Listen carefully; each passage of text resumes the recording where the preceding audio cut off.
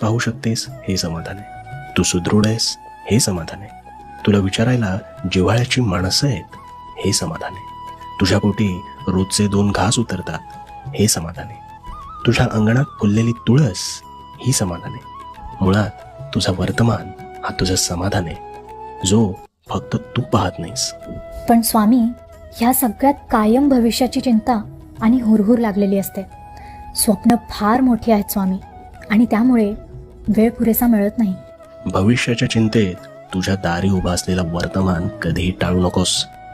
उद्याच्या चिंतेत आज गमावून बसतेस असं नाही का वाटत आहे तुला? आज अंगणात फुललेलं फूल न पाहता उद्या बाग कशी फुलेल यावरच तुझं लक्ष आहे.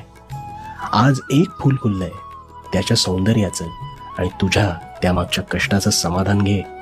भविष्याच्या दृष्टीने योग्य मेहनत करच, पण ते करत असताना त्यात वर्तमानाला सगळ्यात जास्त महत्त्व दे.